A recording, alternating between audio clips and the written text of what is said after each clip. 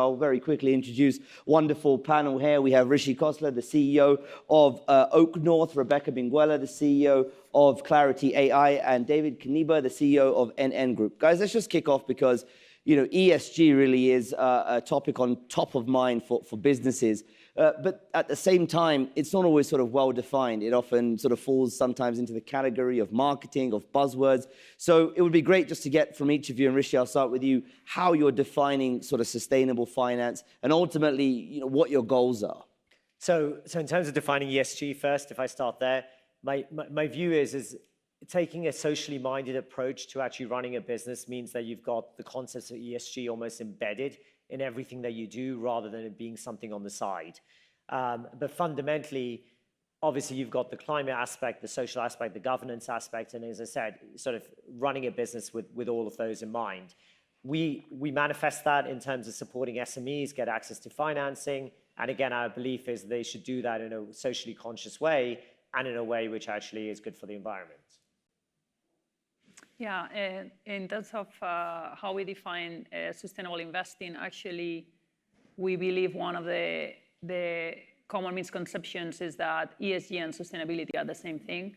And ESG is just one framework of to assess sustainability. And it's actually focused on assessing risk linked to sustainability. And I guess a few of you might have read a tweet by Elon Musk a few days ago, basically reinforcing that misconception somehow, like getting upset because Tesla was dropped from the S&P ESG index. And he helped reinforce that misconception somehow because ESG is not about just climate, and it is not about impact, actually. ESG is about assessing environmental, social, and governance metrics or factors within the same industry. And he also tweeted comparing Tesla to Exxon and why Exxon was in the index and Tesla was not. So I think it's a common misconception that ESG is a synonym of sustainability or impact, or is good for the world, when ESG was defined as a framework to assess, as I said, risk linked to sustainability metrics. So one of the things that we do at Clarity AI, which is a tech platform to help assess sustainability, is allowing investors and also companies and in the future consumers to understand all those different frameworks and make sense of all those different frameworks, right? And making sure that depending on your goal, as an investor, for example, if you are interested in climate, you measure the best companies on climate. If you are interested in ESG or mitigating risk, you measure that. And if you are interested in having an impact for the world, maybe you use another framework like the UN Sustainable Development Goals. Right. And David, what about you? How are you define this? What are your goals? Yeah, so no, I completely agree with that this is an integrated approach. And I think the way we've actually done it is then translated into targets. At the end of the day, I mean, we're a financial, so we came out not only with financial targets, but also non-financial targets that we publish at every reporting cycle. And these are very broad. These are indeed around our own footprint. These are around the footprint of our investments, but also on targets on diversity, inclusion, human rights. So there's a broad set of targets, and we've tried to make this ESG into some priorities, and you can always criticize whether these are the right ones, but at least I think we're making a genuine effort to translate it into actual targets that we report on every 6 months, completely in line with reporting on the financials. Rebecca, can I just come back to you quickly, because you mentioned that Elon Musk tweet as well. You work with businesses, large businesses, corporations, to help with their tracking and using your tech platform for ESG goals. When you have someone like Elon Musk who runs an electric car company, who very much thinks, you know, this company is about environment, about sustainability for the long term, but also with his influence, how damaging is that for sort of the broader push towards ESG? But also, does it represent a view that is held quite widely amongst businesses? As I said, yeah, our platform is used mainly by investors, by corporates as well, but anyone who is, again, adding more confusion to the sector is not helping. That's definitely the case, right? Like, as I said, there are common misconceptions. The fact that ESG measures a specific thing and there are different methodologies, that doesn't mean that ESG doesn't help for a specific purpose. And it's important, and Elon Musk had a point when he made that, or he wrote that tweet. It's important to make those distinctions and have very specific goals, right? So you know what you're measuring and you know what your goal is. If your goal is positively impact climate, that's great. Just set that goal and track it. But then that's not ESG because you are not taking care of the social and the governance piece, maybe, right? So I guess it's all about explaining the differences and not adding more confusion to a sector that is already sometimes difficult to understand, right? Rishi, is that a challenge you think at the moment for ESG, that it becomes this kind of marketing term and it's very difficult to convince people looking from the outside that you're sort of doing more and actually making a meaningful impact? How is that a challenge at the moment, and how do you kind of move forward with that? So what I would say is that obviously greenwashing as a term is being used very, very widely, and the sentiment feels like people have actually understood that they need to make a real change, especially companies which are public, right? And I think if you look at what's happening, I would almost say the investor asset management market is taking a lead in terms of actually demanding that to some extent of large public companies, and for once in a way ahead of governments, right? So because of that, I think those market forces mean that you are going to have sort of reality playing out here, clearly for public companies.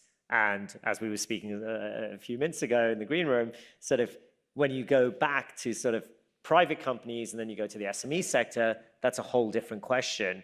And the question is sort of what type of scaffolding especially the SME sector need to actually get there. Are you seeing an arbitrage in terms of public versus private companies, small and medium enterprises? Because the public companies, they're to some extent held to a higher standard given the disclosures they need to make, the shareholders involved, etc. Not as clear with SMEs. So is there a sort of difference? So look, there's so many dynamics within that. So you're already seeing public companies sort of moving to the private sector, right? In a way to, if they're high emission companies, fossil fuel businesses, you're seeing the challenges for those businesses to also get leverage. If you look through the SME sector, the same thing is happening. But the speed at which some of the larger lending institutions have pulled back on lending to high emission sectors is also just in a way, it's not necessarily doing the right thing, because ultimately you need to lend to these businesses to help them actually make the transition. And ultimately, still, as a community, we're still massively reliant on fossil fuels, right? So the whole SME sector needs more support, needs support to actually make the transition, helping them both with the knowledge of how to make the transition, but also the financing to make that happen. And David, as you run a large business, how do you approach ESG from the point of a business model perspective? Do you have to necessarily sacrifice profits potentially to achieve these environmental and social and governance goals? Yeah. So maybe just quickly react also on the SME question, because I have a slightly different view. So, for example, we are part of the CEO Alliance of Climate Leaders, and this specifically on climate. It's 120 companies only.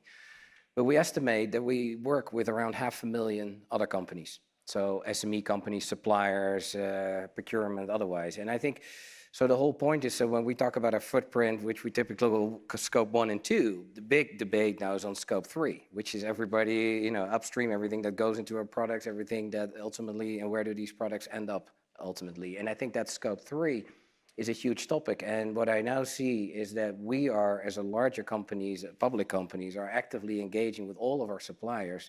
And therefore, you're also trying to impact, let's say, the SME sector. And I think that is a very good thing. And so the spin-off effect is a lot bigger. So I think that's one. Yeah, I think on the business model, we shouldn't exaggerate either. I think BCG did a good study on the average impact of adding sustainability into products on the ultimate consumer price was estimated between 1% to 4%. I think they had an example of a car, $40,000, it's around $600 impact on getting sustainable steel and other synced in there. So there is an impact, but there's many other things that can make you competitive or less competitive. So I think I see companies doing it because they feel it's the right thing to do. But there's also companies that see it as a smart way of doing business, and you might avoid some reputational issues down the road. So I think the trend is that despite that regulation might not be fully in place, despite that externalities are not priced in properly, despite that carbon pricing is not properly priced, I do see a clear trend that people are starting to embed and incorporate. The challenge is how. We've really moved. So the debate now in Davos was not around should we do this, what are our targets, what are our pledges. The debate is now really on how, and especially the scope 3 is complex. Rebecca, do you have some ideas on that, on how? Maybe some AI or? Yeah, that's the You're coming from a technology perspective. Yeah, that's a which key is great, question. so- Yeah, of course. So in my case specifically with our company Clarity AI, what we try to help doing is measurement, right? So in terms of in order to prioritize where to focus or which companies you invest in or what areas do you focus on to have a better impact, of course you need to measure first. So the way we use technology for that is in various ways. So for the data part and scope 3, as you were saying, is a huge challenge, is helping investors and companies assess scope 3 using estimation models, so machine learning models. Also for scope 1 and 2, because only 8,000 companies or so, public companies I'm talking about, report CO2 emissions. We expand that coverage to about 30,000 companies, public companies. So it's on the data, it's estimating data that is not available, it's capturing data from unstructured or alternative data as well, and then applying methodologies that make the data easier to understand. So you can see one number instead of seeing 100 metrics, right, for thousands of companies. And of course, accessibility. So bringing the data where the users need it. And that's actually might seem that that's an easy challenge, but is one of the big challenges. It's not always that the data is not there. It's that it's not there when you need it and where you need it. And everyone, all the investors are using their own platforms. So they want to see it in their models to build portfolios. They want to see it, and sometimes it's an internal platform, sometimes it's a third-party platform. They want to see it in the reporting tools, in the accounting tools. So it's also about going where they are and giving them the information they need in the moment, right? And that's not as easy as it sounds. Yeah, it's a huge opportunity. Yeah, I mean, for a practical example for us is so we have large mortgage books. Some of these mortgages were sold 10, 15, 20 years ago. We would like to know what's the energy label of the house, what is sustainability in order to green financing or not.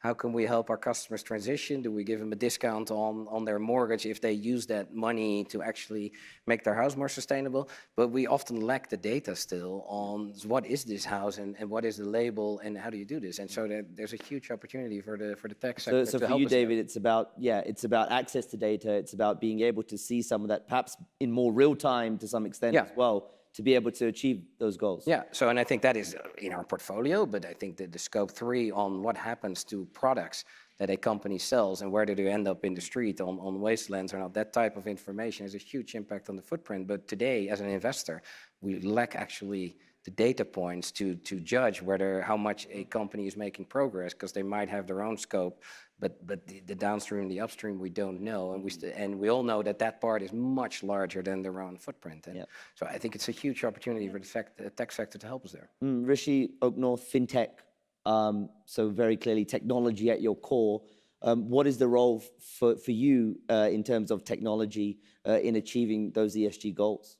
So I'll combine both the technology element and the lending element, right? I think that banks can be an incredible conduit in terms of actually affecting the change. Clearly, as we mentioned earlier, if banks pull back from certain sectors, that automatically has an impact on the amount of capital which is going in. But actually helping those institutions with technology identify across their large loan books where, again, they don't have great data necessarily, right? Where their climate risk is, and therefore where their climate opportunity also is.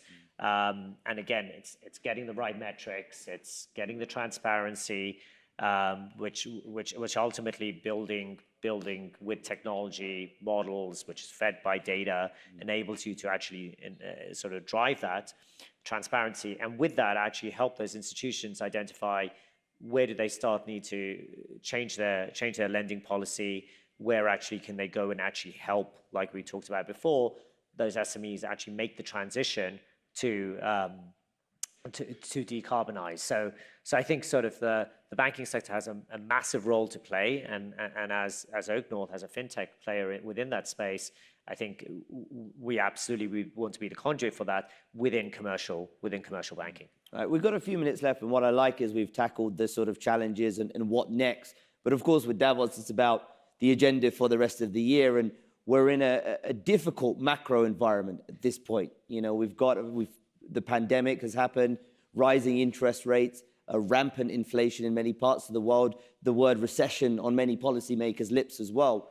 So in this current environment, and David, I'll kick off with you, has your thinking around ESG changed at all? Have you pivoted more to the S than the E? How are you thinking about the sustainability goals in the context of the world we're living in today from a macro point of view? Right.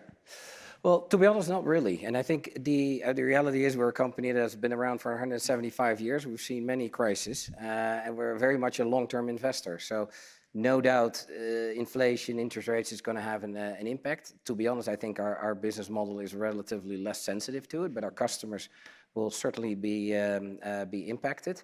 But it also creates opportunities now on the investment side, and it creates an environment today where I think the awareness on some of the transitions that need to happen never has been higher. And the energy crisis is actually triggering a lot of debates now on should we fall back to coal?